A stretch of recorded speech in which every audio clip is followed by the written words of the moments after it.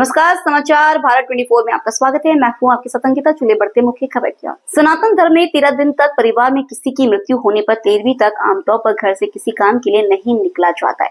धार्मिक रीति रिवाज परंपराओं का पालन करना पड़ता है। अभी तक घर में किसी परिजन की मृत्यु होने के 21 दिन के अंदर मृत्यु प्रमाण पत्र के लिए आवेदन करना पड़ता था, लेकिन अब इसकी समय सीमा घटकर 10 दिन कर दी गई है। इस बात की जानकारी एकल खिड़की में आवेदन लेने वाले व्यक्ति को भी नहीं है, पार्षदों को भी नहीं है, जिसके चलते रीवा नगर निगम में मृत्यु प्रमाण पत्र बनवाने वालों को परेशानी का सामना करना पड़ रहा है।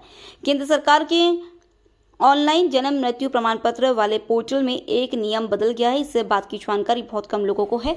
अब नियम बदल गए हैं। अब 21 दिन की जगह 10 दिन के अंदर ही आवेदन लेना पड़ेगा। उसके बाद किए गए आवेदन पर शपथ पत्र लगेगा।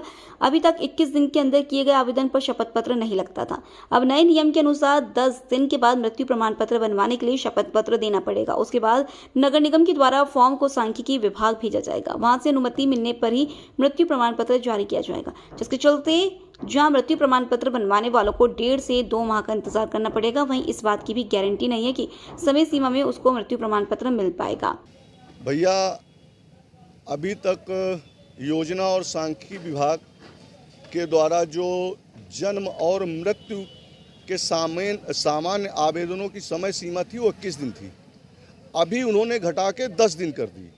जन्म तो ठीक है, पर मृत्यु के संदर्भ में मेरा इस बात पे भारी विरोध है कि सनातन की बात करने वाली सरकार और सरकार के बैठे नुमाइंदे ये भूल गए कि सनातन धर्म में किसी के परिवार में किसी परिजन की मृत्यु होने पर शुद्ध कर्म और 13 दिन तो उनकी भारी व्यस्तता रहती है।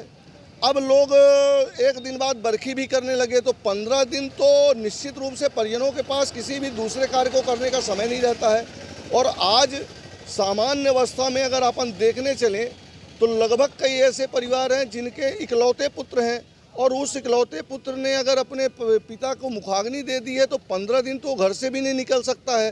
तो उसके मृत्यु प्रमाण पत्र के आवेदनों के जो प्रक्रियाएं हैं वो कौन पूरी करेगा? और 15 दिन तो ऐसे ही बीत जाएंगे। और 15 दिन बीतने के बाद जब वो आवेदन लगाएगा तो शपथ पत्र के साथ वो आवेदन योजना एवं सांख्यिकी विभाग जाएगा, और लगभग 2 महीने की प्रक्रिया के बाद वो वहाँ से वापस लौटता है।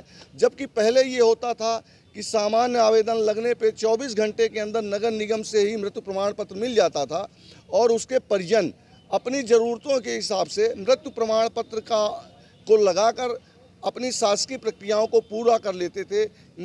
मेरा इस बात का विरोध है कि कम से कम उसे 21 दिन ही रखा जाए, जिससे सामान्य अवस्था में लोग अपनी प्रक्रिया को सामान्य तरीके से पूरा कर सकें।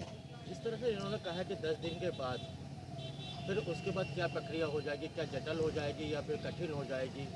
10 दिन के बाद प्रक्रिया बहुत जटिल हो जाती है। 10 दिन के बाद शपथ पत्र बनवाया जाता है। शपथ पत्र बनवाने के बाद नगर निगम में आवेदन होता है। आवेदन योजना एवं सांख्यिकी विभाग अप्रूवल के लिए जाता है। जब तक योजना और सांख्यिकी विभाग से अप्रूवल नहीं मिलता तब तक वो प्रमाण पत्र जारी नहीं हो सकता। और प्रक्रियाओं को अपन जितना ही आगे बढ़ाते जाते हैं वो उतना ही जटिल होती जाती है। आप भी जानते हैं, हम भी जानते हैं, सब जानते हैं।